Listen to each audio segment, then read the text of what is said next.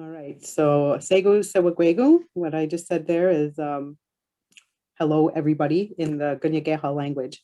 We're commonly known as the Mohawk people, but we are the Gagnette, which means the people of the Flint. My presentation name is Iakokonwe, Strength and Resilience of Indigenous Women, and it's presented by myself, Dawne Zemel, aka Gardi Wayans. So what is Gardi Wayans? That's my Gagnette name, and it means she brings the message. So it's kind of fitting that I'm talking to you tonight. I'm living up to my name.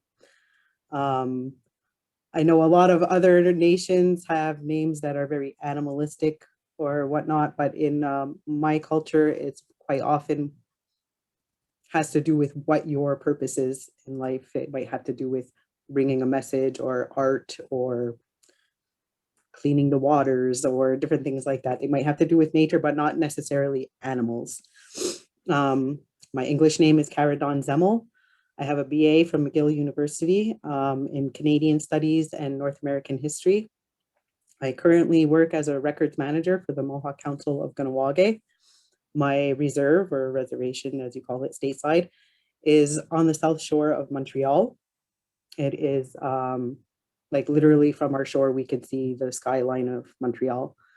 I'm a mother and a stepmother to two daughters. My stepdaughter just turned 13 and my daughter is about to turn 8 on Monday. So I'm very excited for that. Unka ti ne zanistaha. This is a question that you get in almost any community of typically Native people, but very much Iroquois or Mohawk people. It means, who is your mother? Because we came from a matrilineal society, we had a matrilineal clan system. We didn't have last names before. We had our clan. So you always got your clan from your mother. And when a man and a woman married, the husband left his home and moved into the longhouse. We didn't live in teepees, we lived in longhouses. He moved into the longhouse of his wife, her sisters and their families, her parents, her mother's mother, if she was still alive. That was the way that the society was built. So if you moved in with your family, if your wife's family was, say, the Turtle clan, that whole extended Turtle clan is their family, not just that longhouse, say. It's considered your family. So you had to marry outside of your clan. And that's how we determined our lineage. Like I said, we didn't have last names. The Mohawk word that we use for last name is Dewaxanazerde. And when you translate that, it means the name I drag behind myself, because we were forced to take last names. It wasn't our practice. And now all of a sudden, it was like our mother wasn't supposed to be important. And now all of a sudden we're supposed to take our father's last name. It was very completely opposite from what we were used to. But that question of who is your mother, only if they didn't know your mother, then they'll ask who's your father, or maybe who's your grandmother. But it showed the connection. As soon as, if I moved away from Kahnawake for 20 years and then I came back and then my daughter's somewhere talking to someone and they said, oh, well, who's your mother? And she said it, oh, okay. Yeah, she comes from the Dear family. It connects you right back to your people and who you are. It's always, not just the fact that we had a clan system that said that we got it from our mother, but typically you know who your mother is, could be sketchy as to who your father is, right? So that was one key connection of where you came from, was who your mother is. Kahnawake Gidernu, where do you live? Kahnawake Mohawk territory, as I said, it is on the south shore of Montreal. Kahnawake itself, the word translates to by the rapids. Our landmass used to go right up to the St. Lawrence River, where at Lachine, there were Lachine Rapids, which were very fierce and not easy for ships to pass. So in the 1950s, the Canadian government decided to build the St. Lawrence Seaway, and they expropriated our land. There's still some contention between families and friends on that, because some of the families, if they said, oh, okay, yeah, you could take my land, Canada moved their houses somewhere else and they got to continue living. If you said, no, this is our land, you're not allowed to take it, they arrested you and bulldozed your house. So there are some, and because it was only in the 50s, there's still some families that have bad blood over that situation happening. So our name, Kahnawake, doesn't even really make sense anymore because we're not all the way to the rapids anymore. We're also the furthest east of all the Mohawk communities. The Mohawk are part of the Iroquois confederacy, and we are the keepers of the eastern door because we protected the eastern side of the confederacy. What is the Iroquois confederacy, or the Haudenosaunee? It's also known as the Five Nations or the Six Nations Confederacy. It is the original Five Nations. At the time, it says around the 1100 to 12, somewhere between 11 and 1200 AD, there was chaos and warfare all over the northeastern United States, bottom of Canada area. And the peacemaker, a Huron man, came to us to ask us if we would join into a peace with other nations. And he showed that by, he took one arrow and it cracked. He broke it in half. And then he took a bundle of arrows together and he tried to crack them and said, you can't crack them when they're unified. And I believe that even shows up on your money, maybe, or some kind of seal where there's the arrows with the eagle or something where it has the 13 colonies. I think that shows up in your money. Anyway, that kind of comes from us. So we joined, we became the keepers of the Eastern Door, and we moved westward and we convinced the Oneidas to join us, the Onondagas, the Cayugas, and the Senecas. And once we were all joined together, the Senecas were the keepers of the Western Door, and the Onondagas are kind of like the capital of the Confederacy because they're in the middle. And there was a great white pine, and they said that the peacemaker lifted the pine and told us all to bury our weapons of war under the tree of peace. So we were joined together in this peaceful union. And it shows also in our language, because when we greet each other, we would say, Segu skanagoaga, which means, do you have peace? That's always our question. Do you have peace? So it is made up of the 5 original nations. The Tuscaroras joined later in the 1700s when they were having problems in the Carolinas, I guess, with the British settlers, or then almost American. They weren't quite American yet. It was the 1720s, so it was still the British. They came and they joined under the Tree of Peace because of the issues they were having. So all those nations have clans. There are 3 that the Mohawks use. We are Turtle, Wolf, and Bear clan. In Kahnawake, we do have some Deer clan and Snipe clan. That means someone's mother, grandmother, great-grandmother, someone's mother's mother was from one of the other nations and is still passed down. But the 9 original clans are Turtle, Wolf, Bear, Snipe, Beaver, Deer, Hawk, Eel, and Heron. And all of those clans have clan mothers. And the clan mothers are the ones who watch the men as they grow up from boyhood on to see who has the good qualities to be a leader, who has the temperament, who has the right personality and can properly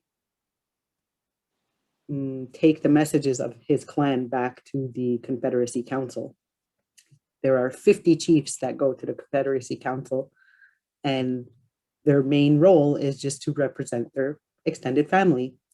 The clan mother and the chief will meet when there's an issue. They'll meet with the clan. The clan comes to consensus on whatever the issue is and how they wanted to approach it. There's no voting. There's no 50% plus 1 or anything like that. It's, let's discuss this until we can all agree on a course of action that we want to take. And when we all had our say and we can all agree that this is how we're going to do it, we'll bring that to the council. So the clan mother, after having appointed the chief, she will also watch them at the Grand Council to ensure that they're bringing back the message that they're supposed to bring, to make sure that they're abiding by their clan's wishes. And should the chief not be taking his duties responsibly, it is the clan mother that will take him out of office. Otherwise, it's a lifelong position. But if he's not living up to his duties, it's the clan mother that can.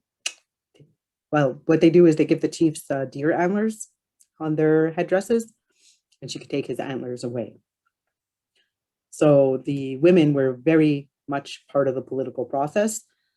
The other purpose for the clan system is like our spirituality and our political life was combined.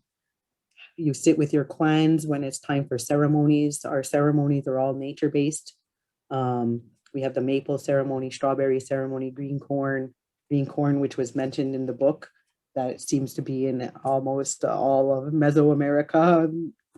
Any of the corn growers in America, we have the green corn dance. We have that. We have, let's see, there's the Raspberry Festival, the Thunder Festival.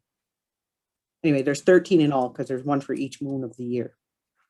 So you would sit with your clan for those ceremonies and for any political decision making.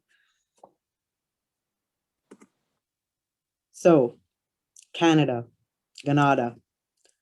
Ganada is a Gagnette word, a Mohawk word that means the village.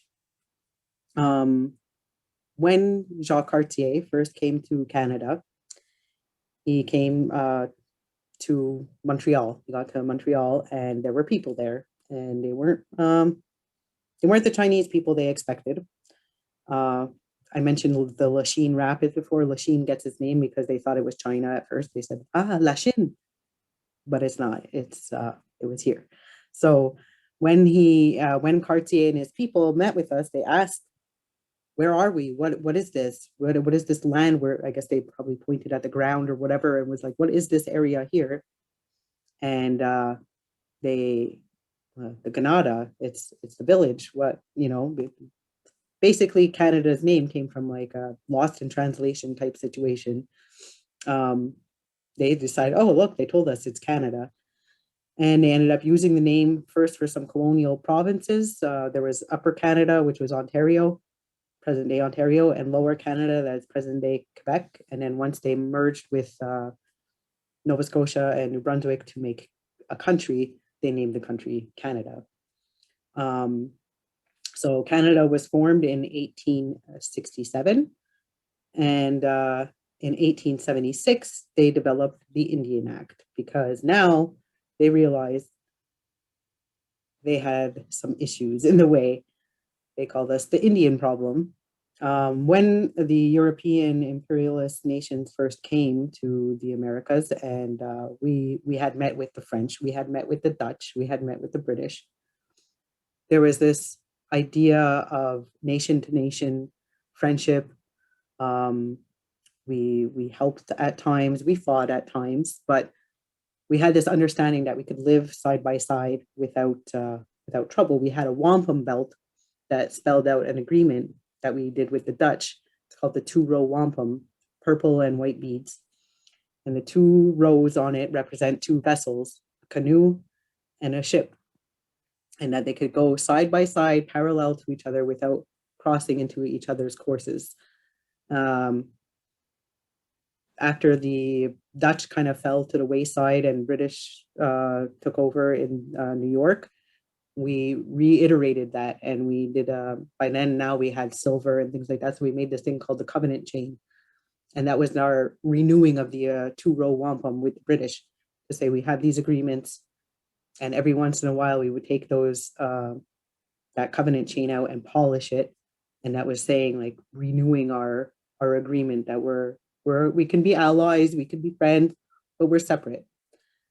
But once Canada and the United States came to be, they didn't want us to have that relationship anymore. They more or less wanted to control us and get rid of us in any way that they could.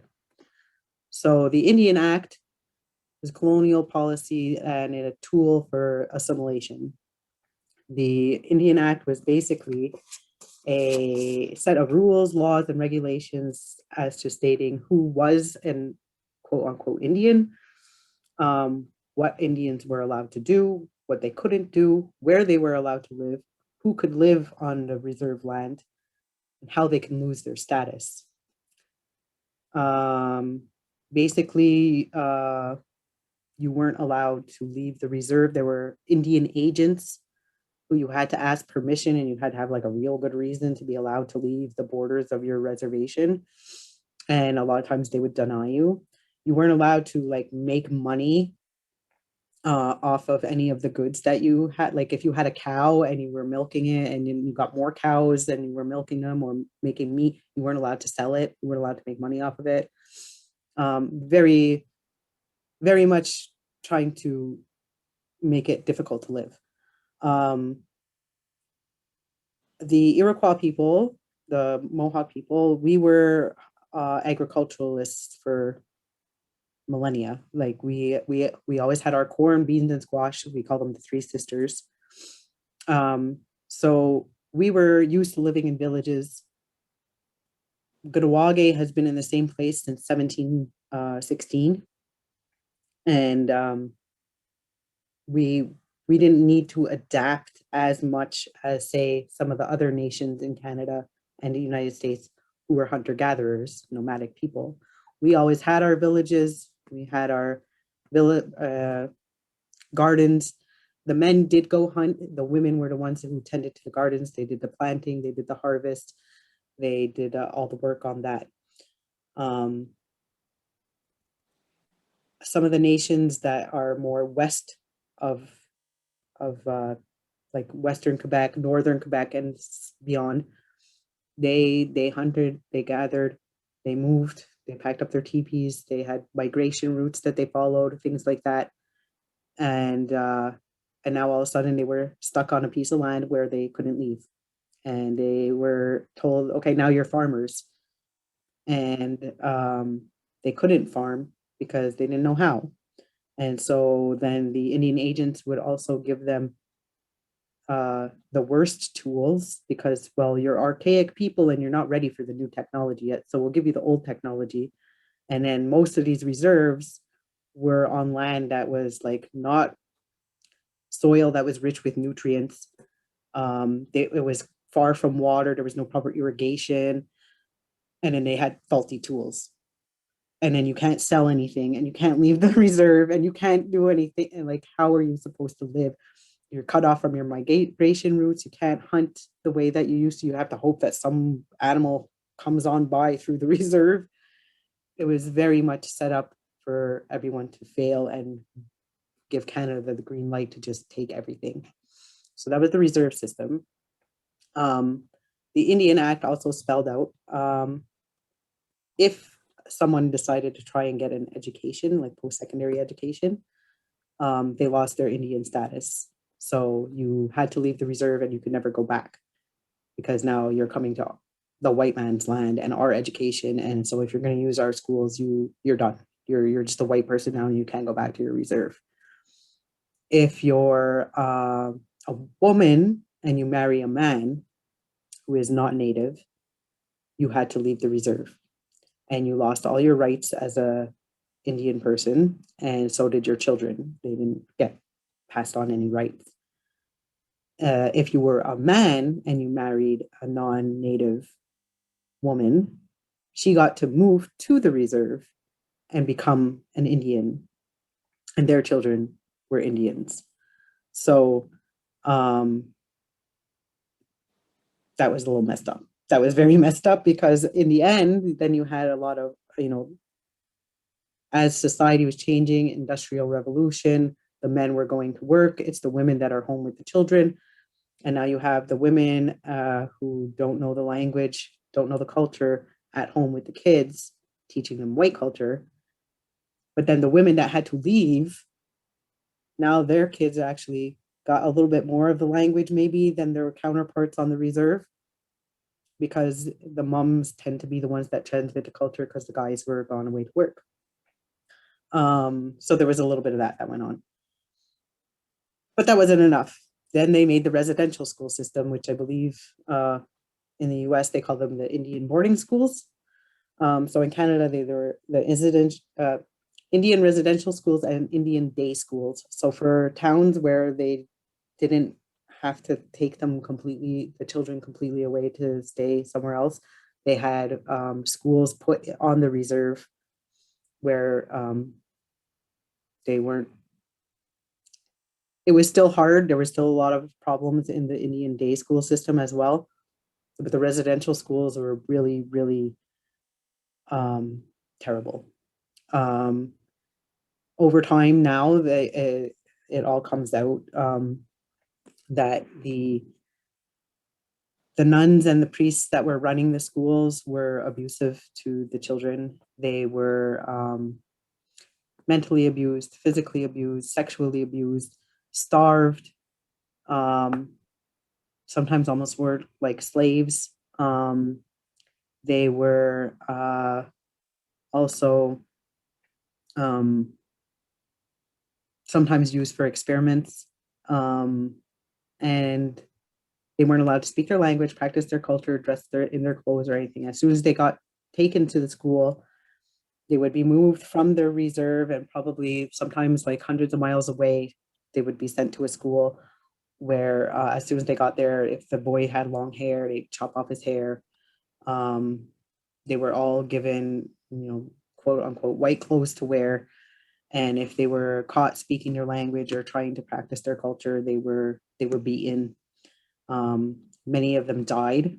A lot of people never made it back to their reserves or their families. And those who did went home and were very disconnected, because now their parents speak the language and practice the culture and still know how to maybe do the hunting or, the skinning of animals and things like that. And they come home, they can't talk to each other.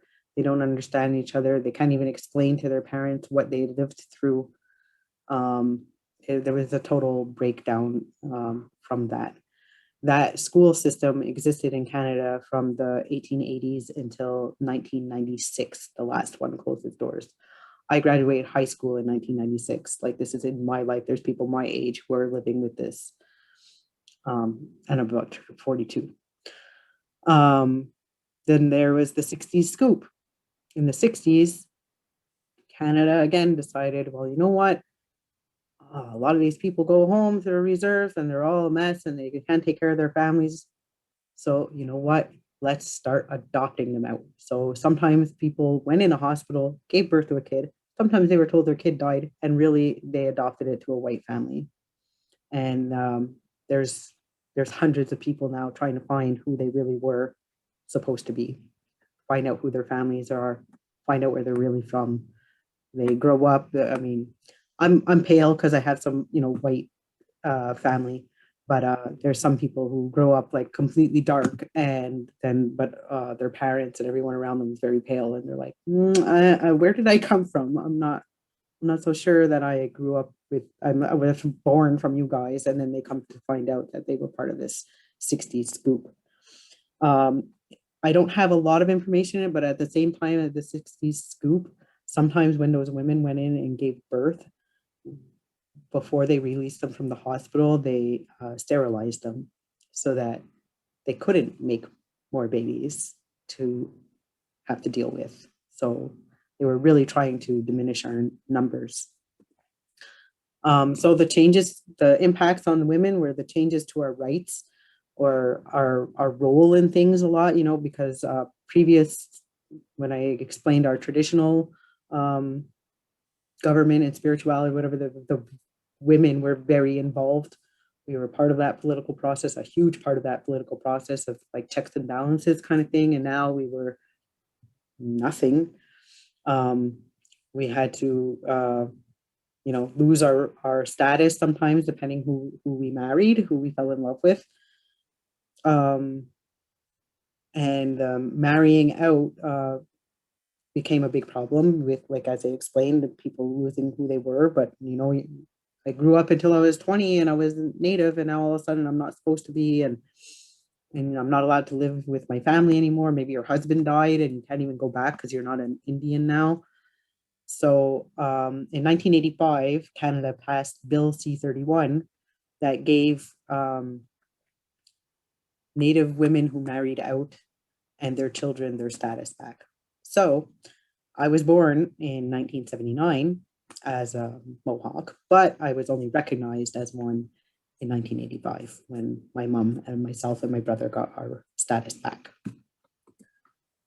So the impacts of this, there's a lot of multi-generational trauma, because when you've been removed from a family and the only people that are caring for you are completely abusing you,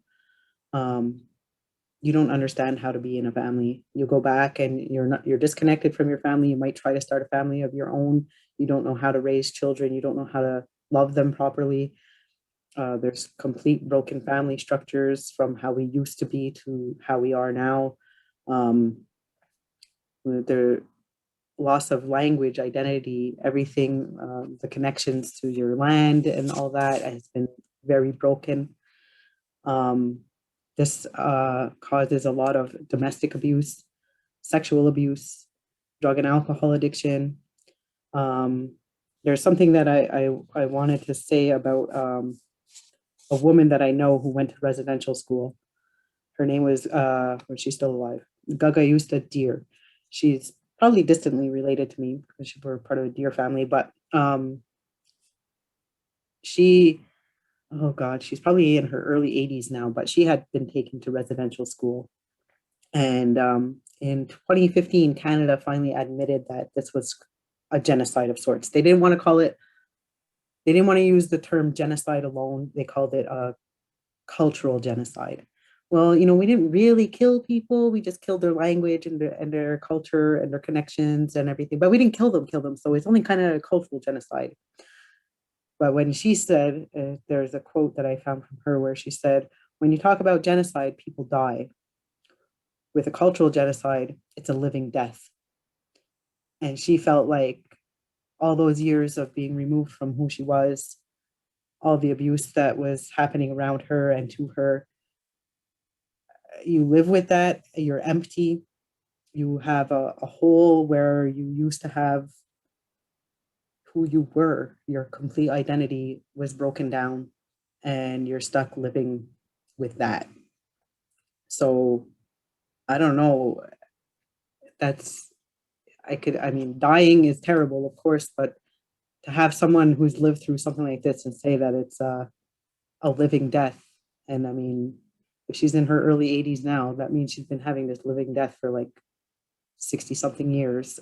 And that's hard. That's a hard life to have gone through. It causes identity issues because now who am I? I don't even know who I am anymore. And then those types of things turn you to the drug and alcohol addiction. And there's systemic racism within, as mentioned by Reverend Tom at the beginning, and how I said education is so important because nobody knows all these stories. Nobody knows what's happened. And they just blame, you know, I live right next to Montreal, so I see it often. You go into the city and you see a lot of homeless Native people, and I'm sure that happens in a lot of American cities as well. They're broken. They're broken people, and they've turned to drugs and alcohol to try and fill that void that's inside them, that from what they lost.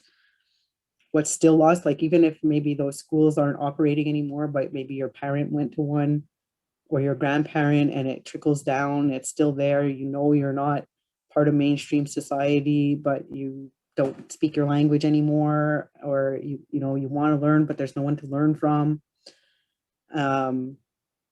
And people, the average Canadian turns around and goes, oh, well, look at that drunk Indian. Oh, they deserve everything they get. Look at them. They're bums. They don't work. They just live off the system and whatever. And they have this very negative idea of us, and it's all just stereotypes. And there was an issue here in Quebec just before, or just at the end of September, actually. There was a woman, Joyce Echaquan, I believe she was around 30 or so. She was not very old. She had, I think, like 5 or 6 kids, young kids, and a few older ones. She wasn't feeling well. She went to a hospital. She was screaming, crying for help, and she wasn't getting anywhere. So she had her cell phone with her and she turned on Facebook Live. And as she was laying in her hospital bed, streaming on Facebook Live, she's crying in pain, screaming for help. And you hear the nurses that are supposed to be taking care of her calling her down, not giving her the help or the care that she needed because she was an Indian. And they told her, oh, why do we have to care about you? You just live off the system anyway. And who pays for all your stuff? These were the things that they were saying to her as she laid there and eventually died. And the premier of Quebec turned around and said, we don't have a problem with systemic racism in this province. I'm sorry, Premier Legault, but I'm pretty sure we do. And then there's the missing and murdered Indigenous women. There's over 1,000 cases in Canada right now of women who have disappeared or were murdered, and many are unsolved cases. Well, at this time, I'm gonna tell anyone, I want to do like a trigger warning. If you feel like you don't want to listen to this next bit of the story because it's a bit disturbing,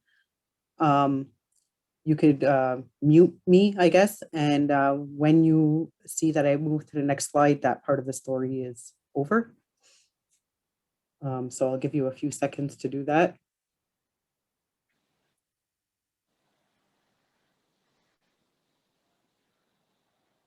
Okay, I hope I can start now. A few years back, around 2012 or so, there was a woman who died in Edmonton. Her name was Cindy Gladue. She was a sex worker. She had some addiction problems, but she was also, a mother. She had a couple of kids. And anyway, she got hired for the night to be with this long haul truck driver who the next morning she was found dead. She bled out in his hotel room bathtub. He claims it was rough sex. She wanted it.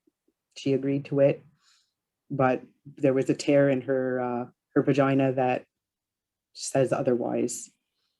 Now, the Crown Prosecutor, Canada's prosecutor for the people, decided that they thought the way to win this case was to actually show her most intimate part of her body in court.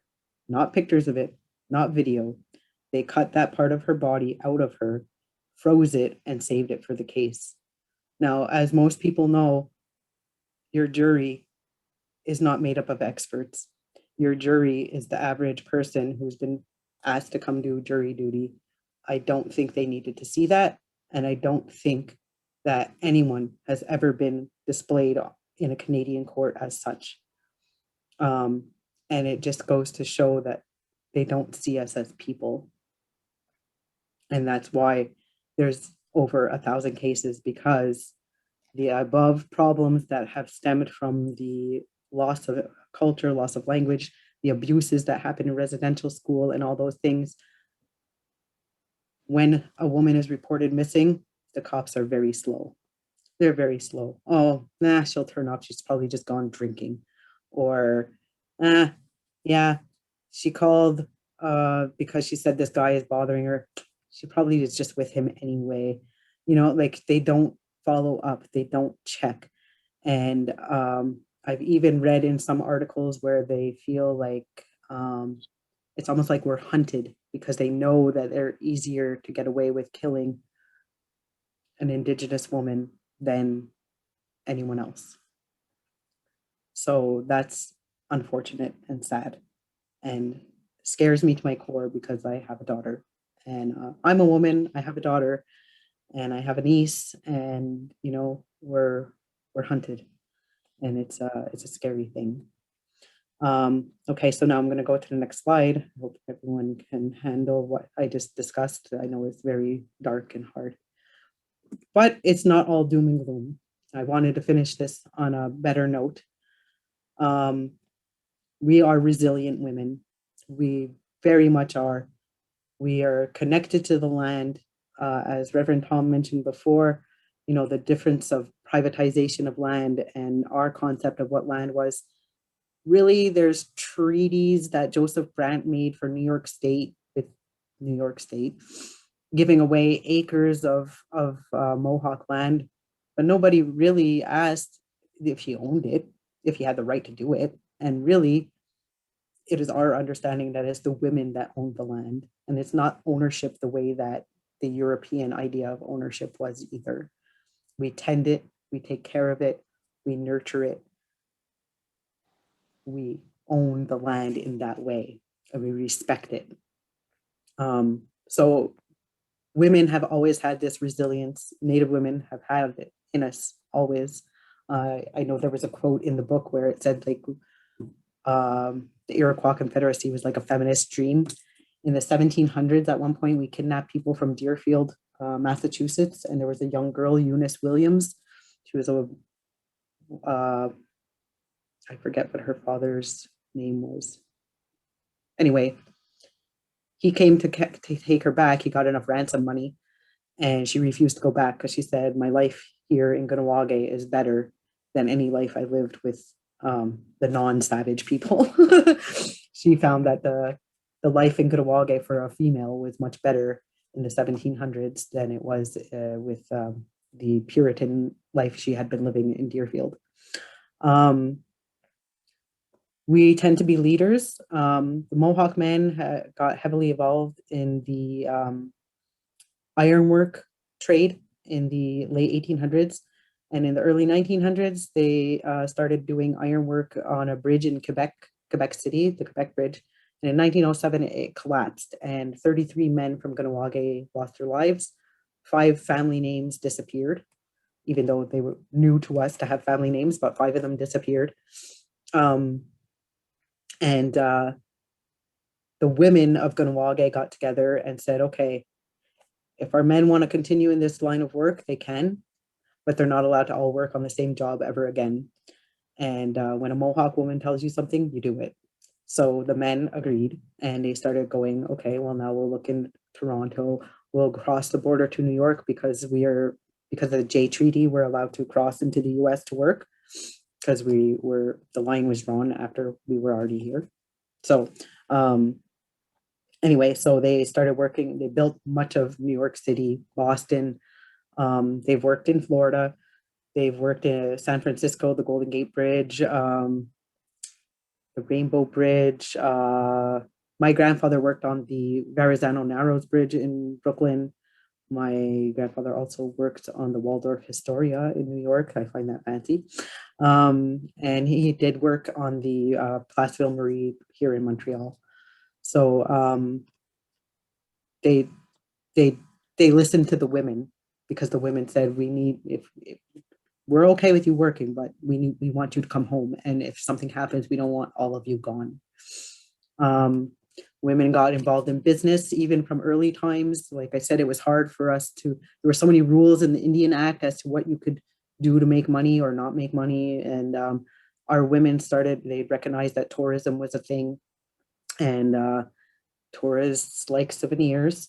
And so we did a lot of beadwork, jewelry, and if you look up Iroquois or Kahnawake whimsies online, sometimes you see them on eBay and stuff like that. There's beadwork that was done that might say Montreal or Kahnawake on it, or Cognawaga, which was the anglicized word for our town or something. I don't even know if the anglicized makes sense for that. It was a weird word, Cognawaga. Anyway, so women involve themselves in business and still do, and we have lots of success stories that I want to share with you because that's very important. After everything that we've been through, these are some of the success stories. This is Gagnette Horn Miller from academics. She has her PhD. She's a professor at Carleton University in Ottawa, Ontario. And all these women are just the women from Kahnawake. There's many success stories across Canada, but these are just the ones from my community. Also through academics is Hontanetta Horn. She's a obstetrician gynecologist. She works at the Gagnette Health Facility in Kahnawake Mohawk Territory. She delivered my daughter. Scoaneo Barnes, she's a lawyer for Finn Dixon and Hurling, Stamford, Connecticut. She was really, really smart as a child. And when she was 15, she wrote a letter to the band council saying, like, why don't we have our own library? Libraries fall under provincial responsibility, but First Nations people fall under federal responsibility. So therefore we fall through the cracks in funding to actually have our own libraries. It's one of those, you don't fit in anywhere for grants or funding and stuff like that. So she got the ball rolling. She made sure people heard her. She went to the media in our town, but then her story got picked up by other people, and they actually featured her in Teen Vogue, the American magazine, Teen Vogue. And then her story got so big, but we have a library now. And I was volunteering, and I still remember when a limousine came to the library, and it was an ambassador from Iceland to donate a copy of the Icelandic saga to our library because he had heard her story. So that was really cool. We had the activists. Mary Two Acts Early was one of the women who started lobbying the government to change the discriminatory elements of the Indian Act about women marrying out, and she fought to be able to get the Bill C-31 in 1985. We also have Hontanetta Horn. She was an advocate for Native separatism. She lobbied for anti-racism. She was a critic of the governmental policies, and she was also a model. We have artists, Conady. She's co-director of the Aboriginal Territories in Cyberspace. And in 2020, she was selected to be a Smithsonian Fellow. Only she didn't get to go yet because of COVID. But I believe they're holding the spot for her there in Washington for when she can go. And just a little side note for her, she does a lot of work where digital art, and that's her avatar there in the background behind Harry and Prince Harry and Meghan Markle.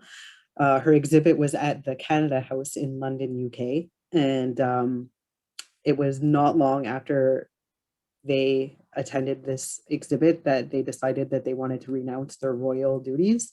And of course, we have to, in Kahnawake, say, well, we were responsible for that. We have athletes. Brooke Stacy, I forget which university. She went to university in the United States on full scholarship because of her hockey skills. I can't remember the name of the university at the moment, but she plays now for the Buffalo Buttes for the National Women's Hockey League. And she has represented Canada on international competition. And she recently had a baby, I think not too much before Christmas. And because of COVID and because of her job of going to different places, her son had to stay with the dad instead of with her. So she actually has been in between practices and games, just pumping out breast milk, freezing it, sending it in frozen crates somehow back to our community so the baby's father can feed the baby properly with her breast milk. She's a very dedicated mommy and a great athlete. This is Whitney Miller. She was an Olympian, Team Canada women's water polo team in the Sydney 2002 Summer Olympics.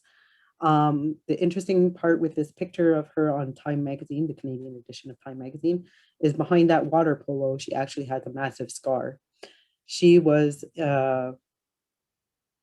involved on the front lines of trying to protect our land in 1990. And the Canadian Army stabbed her with a bayonet just below her heart. And she survived it, and she overcame everything, and great athlete. And actually, there was a lot of questions about why would you even play for Team Canada after the Canadian Army stabbed you? But she basically took it as, well, what other opportunity am I going to have to be an Olympian? There was no other choice. This is businesswoman, Tiffany Dear. She's a chef. She owns Guegwe Gourmet. What's the word I'm looking for? Hang on. Why am I blanking? Anyway, she does food. And she's the host of Feast Cooking Show on the Aboriginal People's Television Network. Catering company, that's the word I was looking for. She's the host, she's the owner of the Guegwe Gourmet Catering Company. And she was the host on the cooking show called Feast. Canada has its own Indigenous people's television channel called APTN. This is Tami Bova. Tami Bova is a fashion designer, the owner of Tami Bova Designs. She has in the past been commissioned to make items for both Michelle Obama and Sophie Trudeau, who is the wife of our Prime Minister. We have educators, Raven Swamp. She's a Kahnawake teacher. She teaches at Gardy Winordo School in Kahnawake, and she was Miss Indian World in 2017. She won for maintaining her culture and teaching it as well. Miss Indian World is presented at the Gathering of Nations powwow in New Mexico every year. So she was chosen almost 4 years ago. We have entertainers. This is Alex Rice. She's an actress. She played Sue Clearwater in the Twilight series. Plus, she's been in some Tony Hillerman PBS movies. And she's also my auntie. Entertainers, Brittany Laborn, actress. She played Zoe on the Mohawk Girls television series, and she's my cousin. This is Gagnette DL Horn. She's an actress. She plays Tanis on the Letterkenny television series, and she's also been in other series and movies. This is Devarie Jacobs. She's an actress. She has been nominated for a Canadian Screen Award Best Actress, and she stars currently in American Gods and the Order. I believe one is on Prime and one is on Netflix. We have Lulu the Duchess Derriere. She's a burlesque dancer. She was the 2018 Queen of Burlesque, and in 2019, the second runner-up for Miss World Exotic. She has been interviewed and said and she makes most of her own costumes because she's really talented at that as well. She says she's been using burlesque to try and destigmatize the Native women's sexuality, because so often it's looked at as only like the example I gave of Cindy Gladue. Tracy Dear, a writer-director. She's the director and writer of the Mohawk Girls television series, and she just last year came out with this Beans movie, which is her retelling of growing up in the time of the Oka crisis, which is when that other woman got stabbed in the chest by the army. Of that list of fabulous women, 5 of them were Horns, and those 5 are Hontanetta and her 4 daughters. I cherish this picture of them because this woman and her 4 daughters have showed that you can overcome all that we are up against to become very successful people. And I mean, so we have a doctor, a professor, an Olympian, and an actress, and their mom started as activist and part-time model. So there you have it. This is the Kahnawake perspective of things. If you have any questions that we don't cover in the follow-up here, if you want to get in touch with me to get resources or links to any of the information I gave you, you can reach me at karazemel@gmail.com. Nyawagoa. Thank you so much. If you would reduce your screen or not share it for a moment.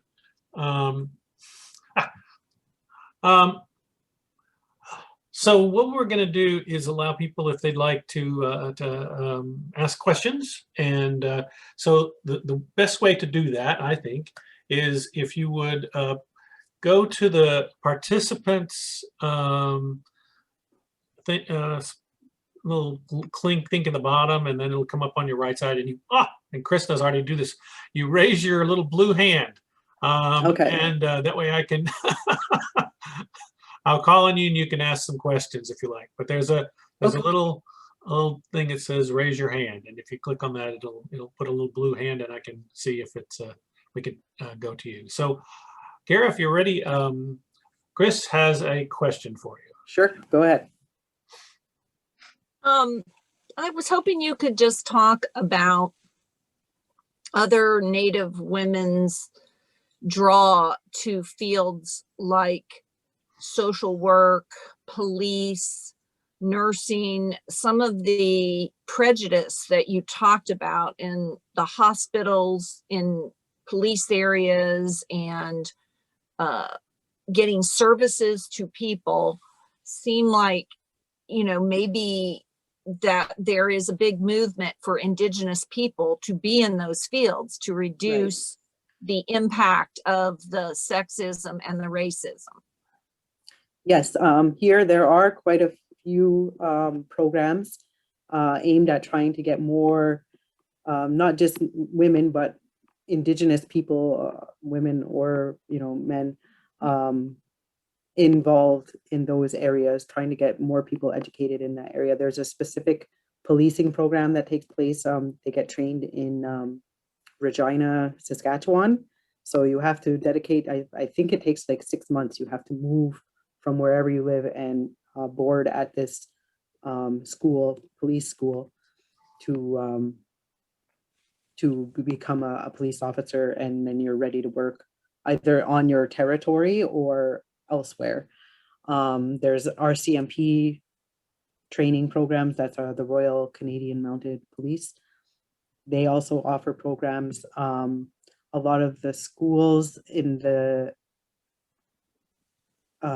Montreal area anyway are trying to get more recruitment into those, because see, the way we do in the province of Quebec, because each province is responsible for education, how they do it. So we have that we go to high school until grade 11, and then there's a thing called CEGEP, where you could do either pre-university or you can do a career program. And in those career programs, they have ones that are kind of like social work. There's ones that are police training, correctional intervention, things like that. And they've been trying to get more people to take those programs. And then in universities as well. The hard part, I would say, a lot of the times, a lot of people really need mentors. They need mentors that will keep them getting through that, because it's such a culture shock when they leave the reserve and go to the city for school. And it's hard. It's a hard adjustment. Some people, like, I mean, Kahnawake very much has the advantage of where we are geographically, because we're more used to seeing other people. We're more used to all the bright lights, big city, all that kind of stuff.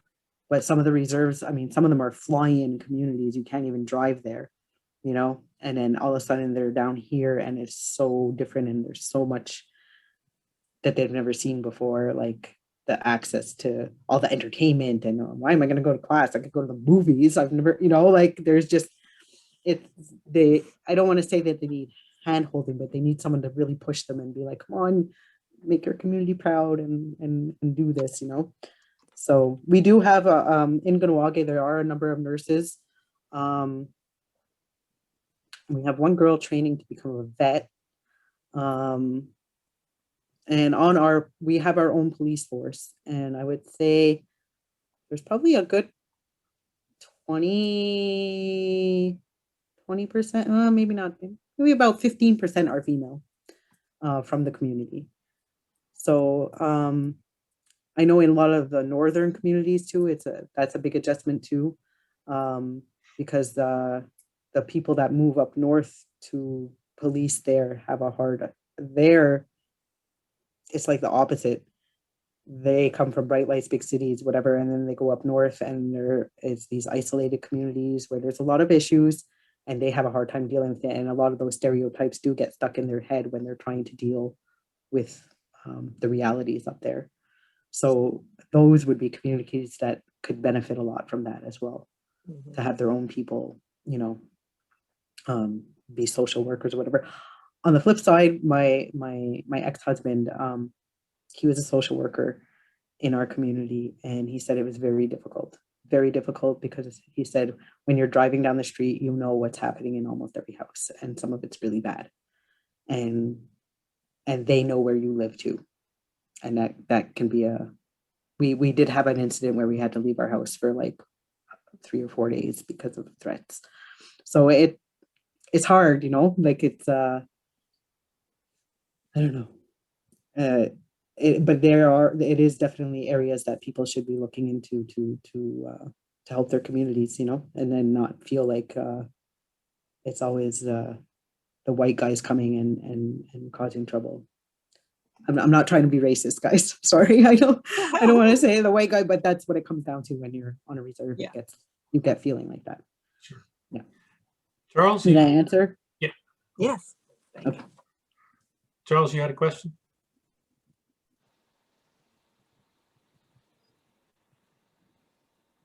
Oh, Charles, you're muted.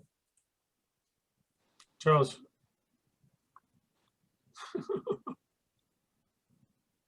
Wait, If you want to, if you don't have sound. Unmute. Oh, there. Oh, Okay. there I'm we go. unmuted. Thank you very much for your presentation. It's really wonderful. So I'm going to start Thank with you. something that's kind of joke-like, and that is to say it's wonderful to speak to a neighbor from the north. And now my daughter, who's 17, I have her watch hockey games against the Canadian women and soccer games against the Canadian women, and we do well on some, and you guys do really well on the others, and that's very fun. But that actually leads me to my question, which is I have a friend who's Ojibwe, and I wonder, what do you think about the border? What do you think about being Canadian versus being American versus being Native? How do you navigate that? Because I am mixed race, I guess I have a little bit easier time identifying as being a Canadian at times. But I know for some of my family who's not mixed, having to say that you're Canadian or American hurts. You know, to say like, oh, I want to travel, but I have to get a passport, and to get that passport, it declares me as a Canadian, and they don't want to be because it's not who they are. And because of the atrocities committed against, it's hard to say like, well, like I said with Wanique to compete for Team Canada after what they'd done, like she said, it was the only opportunity she had as an athlete. What else? You want to be an Olympian, but there's no Team Kahnawake at the Olympics. There's no Team Mohawk at the Olympics. There's Team Canada. So what are you going to do? So it is a hard time. I know at one point people were getting, when they would submit their paperwork for a passport, they would submit it and sign with a letter saying, under protest, I am taking this as my passport. Because they don't want, like, you can, there are some Mohawk people where if you said to them, oh, you're Canadian, oh God, no, they will never say that they're Canadian. I'm Mohawk, and that's that. So it is, it's a nationality, and it was a nation. It is a nation, and we didn't willingly give up who we were. We didn't willingly give up our land, our practices, all those things. One thing that came up recently, since you brought up sports anyway, is the lacrosse tournaments. There's international lacrosse. In the past, the Team Iroquois is one team, and they have Haudenosaunee passports that are recognized by some countries. The Czech Republic let them in. It really depends on where the tournament is being held. The UK wouldn't let them in, because if the UK lets them in, it creates a domino effect. Because if the UK accepts that passport, then they accept that we're a nation, and that spills down to Canada having to deal with us as nations, right?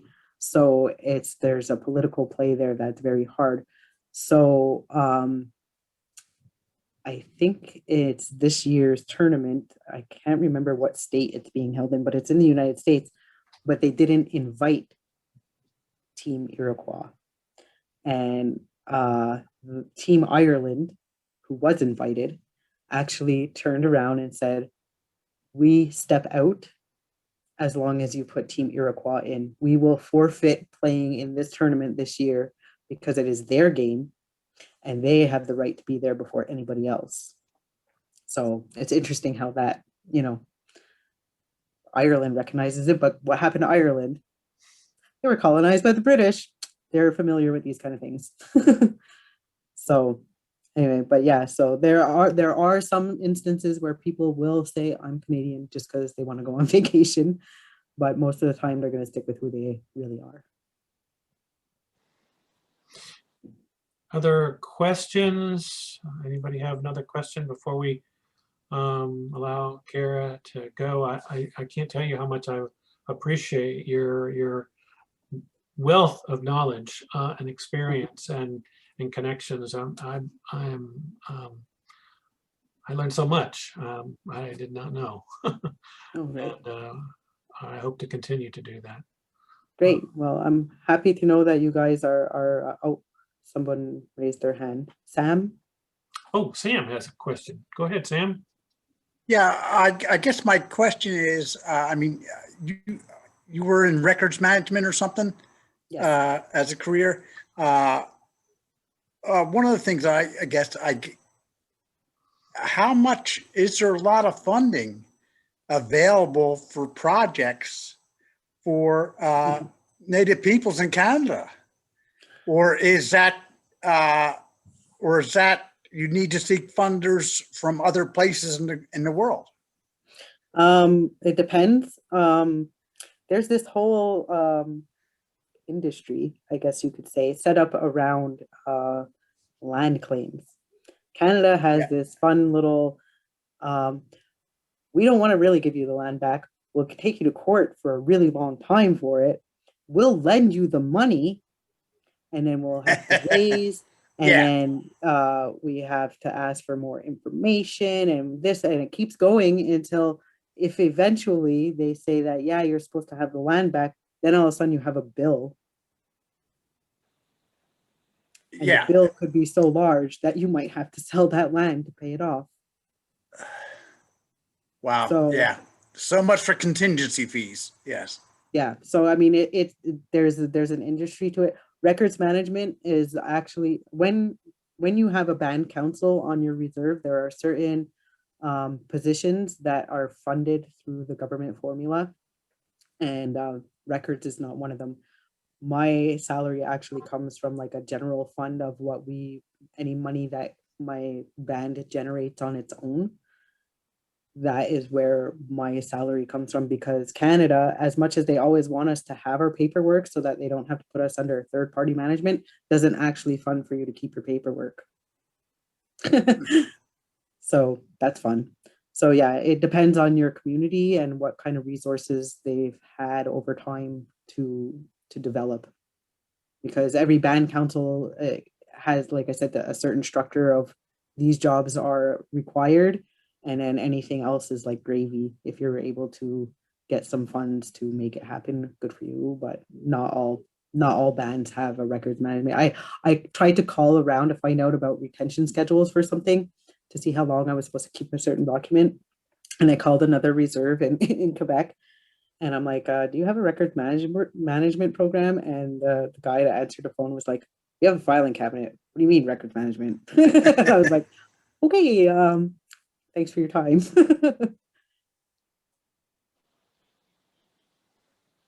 Okay, thank you.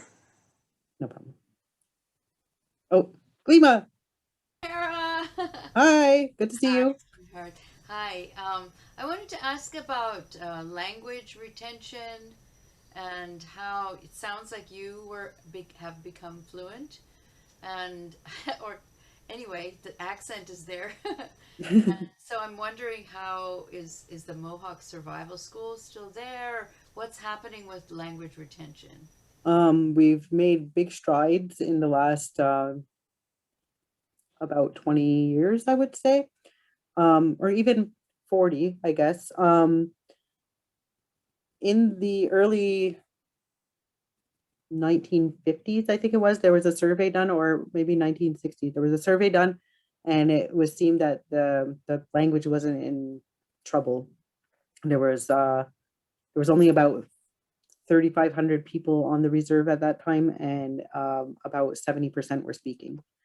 When they redid it like 15 years later, the population had almost doubled, and now only about 30% of the people were speaking. And so they went, whoa, we need to do something here. So first started Garunya Elementary School, which was the Mohawk immersion school, where from kindergarten to grade 4, everything is done in the Mohawk language. If it's science, if it's math, whatever, it's all done in the Gagnette. And then grade 5 and 6, they start learning English and French to get them ready for high school. So that program's been around like about 40 years, give or take a couple of years. So that's been helping, but then they found that once they got to high school, then the language just drops off again. So it's been about since 2003 that we have the adult literacy program. It used to be a 1-year program, but now it's a 2-year program. So you have to dedicate 2 years of your life to do this full Mohawk immersion program to get you fluent, to be able to speak it at home with your children, your family, whatnot. And so there's been how many cohorts now since 2003? So there's been about 10 classes of it. So give or take, like we maybe have like, there's usually about 15 to 20 students in the class. So we have about, 100 new speakers, because not all of them make it through the 2 years because of circumstances or whatnot. It's hard to commit 2 years. Like you have to quit your job because it's full time every day, Monday to Friday. So it's a huge commitment that not everyone can make, and so not everyone makes it through. But I'd say we probably have like about 100 new speakers. The Oka crisis that I've referenced a couple of times now made a big change in how people saw who they are. When I was growing up, everyone was English first name, Mohawk middle name. Almost everyone now, when you see their kids, have a Mohawk first name, English middle name.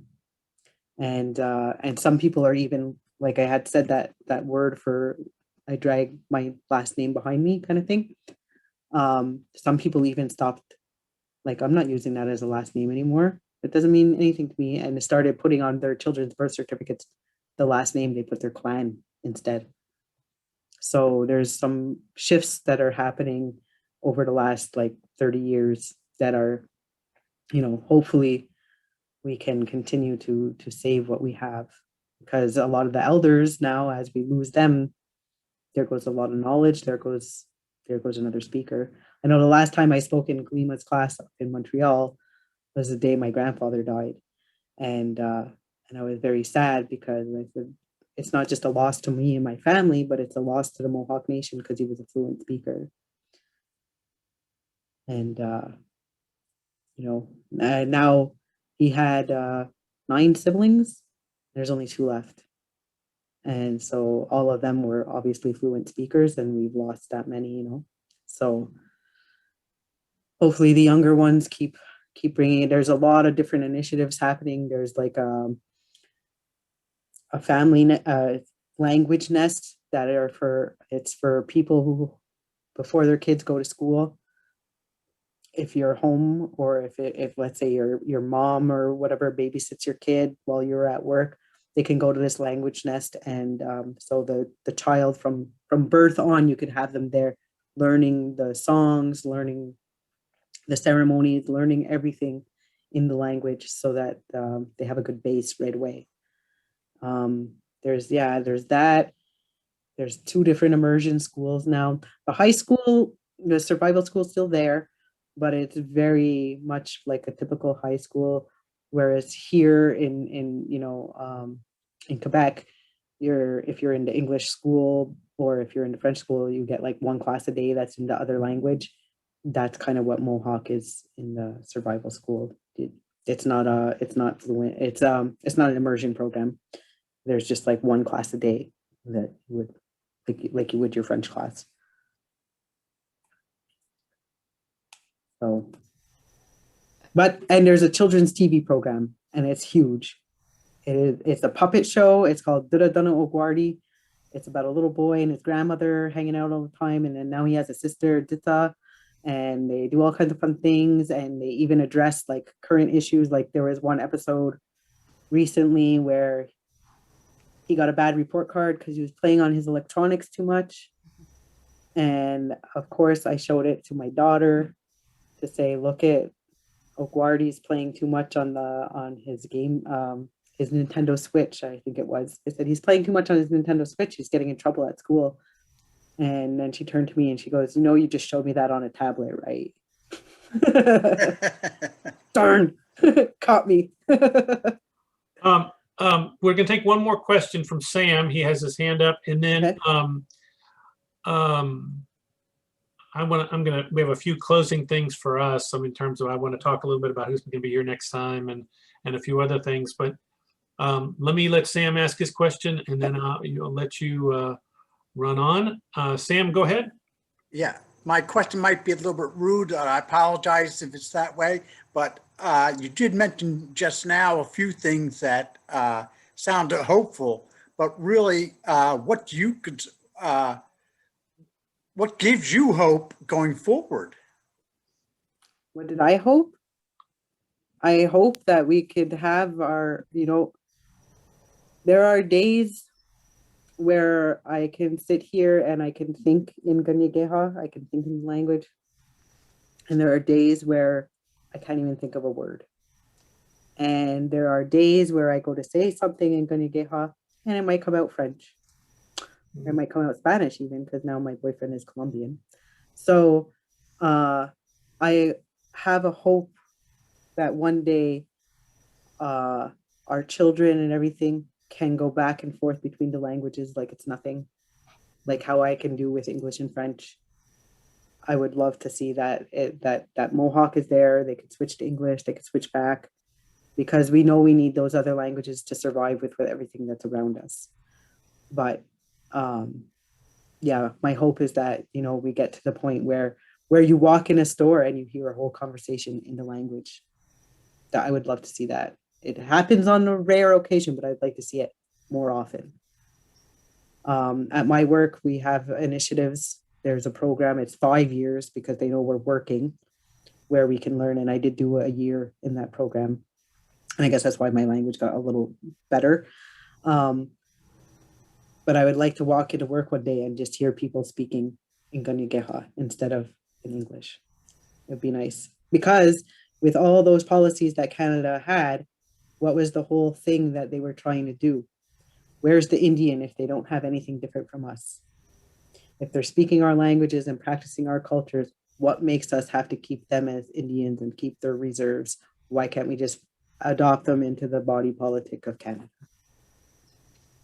And that was the big master plan that they had. Thank you. Lima? Sorry, I don't want to take up time, but I do want to say that as living in Montreal, I was very much inspired what was going on in Kahnawake and Ganessadage with the radio station. They had some great music and live, really talented musicians. So for me, it would be a nourishment to read The Eastern Door, where you were a journalist, Caradon. Right. So, it's just, if you open your eyes and ears, it's like there's so much richness out there as well that you are contributing to the mainstream. Mm-hmm. And they could learn from us a lot too, because you start watching TV and movies and they keep rehashing the same stories. We have so many stories to tell, and there could be Hollywood is missing out. Kara, could you, I'm thinking, that the TV station, the radio, is there an online version that people could look at if they wanted to? I believe some of it's on YouTube, because we have in Kahnawake, we have a closed circuit cable kind of thing, like a community channel that the shows are usually on. But I think that possibly now they started putting them on YouTube. So I could probably send you guys links. That would be good. Just send it to me and I can get it out to other people. Okay. Also, I've started taking some of the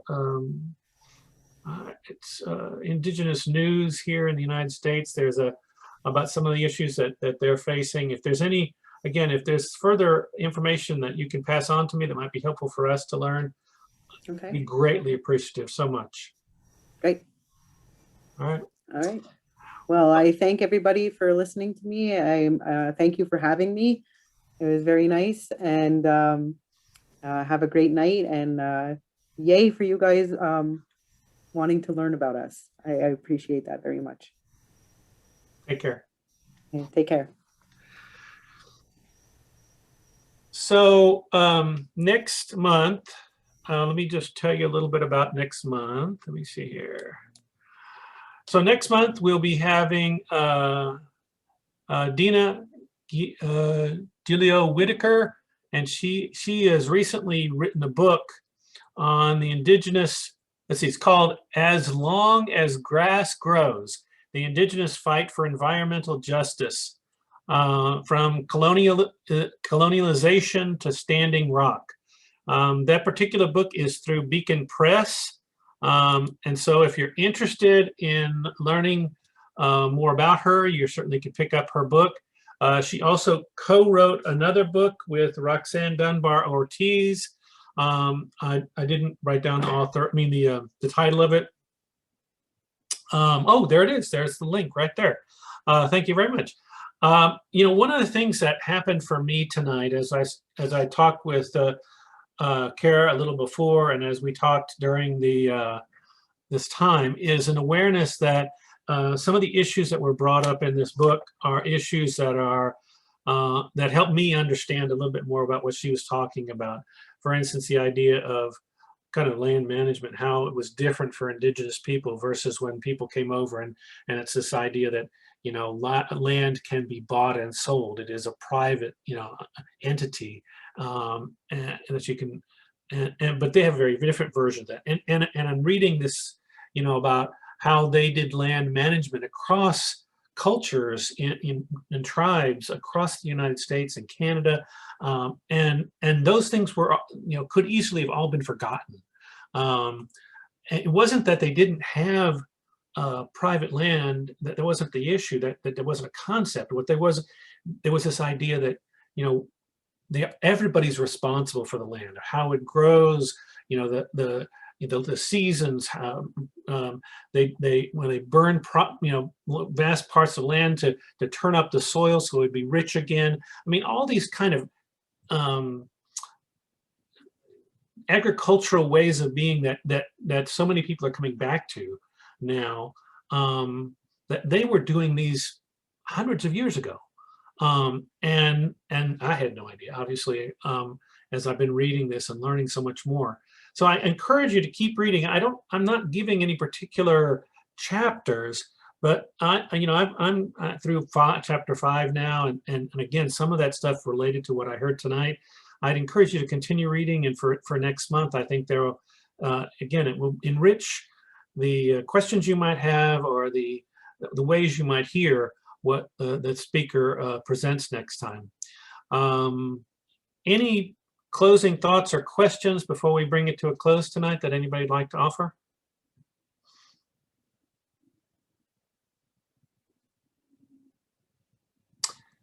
I just wanted to offer something, right? So in reading, in reading this book, and especially tonight in listening, it shocks and angers me how little I know about this. Like, totally and completely. We were fed a story of the beginning of America that is completely untrue and leaves out massive amounts of violence and intentional harm, right? And genocide, that to this day we still ignore. And so I'm just, reading the book, but I don't know, it was interesting in how it kind of started off, right? Like, I noticed this whole, it told us all about the civilizations, and as you were saying, the really advanced agricultural practices, and really amazing, there were interstates and all these things. But then it it goes into like how aggressive the white people were, how they intentionally, I mean, the, you know, regular warfare and irregular warfare, like that's just so brutal.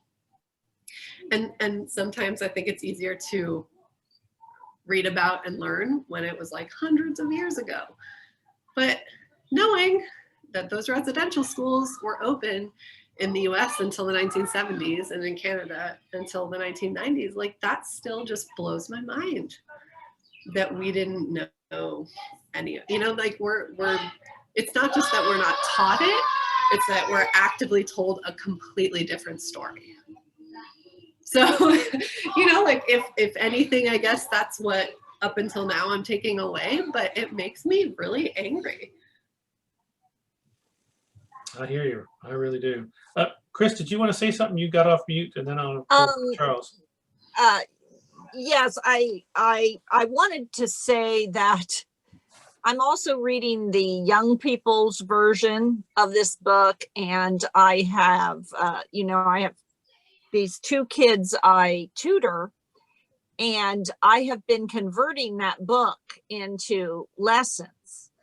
And it very much is about language, how the Europeans cast colonizing as opposed to conquering. And as they said, bringing Christianity as opposed to killing the people here. So what's interesting is, to me, I mean, I agree everything what Christine said. I grew up in Ohio where we had a lot of Native peoples, and I felt like we knew the history of the land we were on. We just didn't know the politic of the oppression. It was almost like it was back in the day when people lived on the land, and we, you know, learned about all the people in Ohio, and we had outdoor plays with, you know, all of Native history, but it was as if there were no Native people living then. And of course there were, you know. So this book tells us 15 million when the Pilgrims landed, 15 million. And you know, but anyway, I wanted to say it's been hard for my two students to wrestle with my questions on understanding this passages from the book, because it's hard for them to understand the way it's been cast. So I'll be able to share that material, you know, with our RE at some point that I'm developing out of that book, because I'm like, oh my gosh, you know, this stuff needs to be out there. I think that's a fabulous idea, and I wholeheartedly would support that. Charles? So both comments. First, Chris, the Treaty of Greenville. And Greenville is a place in Ohio, after all, where a tremendous Indian treaty was done. But, you know, to go back to Christine's idea, I turn that to a question that I want to ask Reverend Tom, which is what is there in our principles that acknowledges and makes space for the idea that we don't know crud, you know, that we need to not be aware of the fact that it's the Treaty of Greenville, but the idea of intentional horribleness done from one person to another, and the complicity with that in a continuing institutional satisfaction with ignorance, right? Something like that. Do we have anything in our principles? Yeah, I have a couple of thoughts.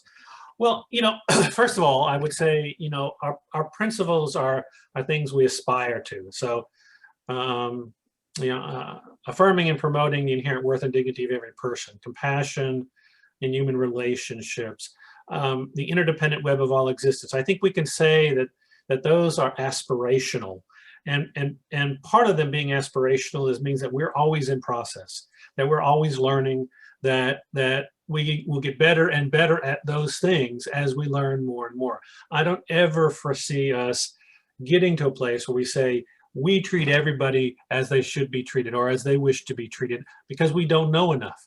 I don't think we'll ever know enough, but we continue that process of learning and growing and understanding so we can do better. And that's what I think we should always do.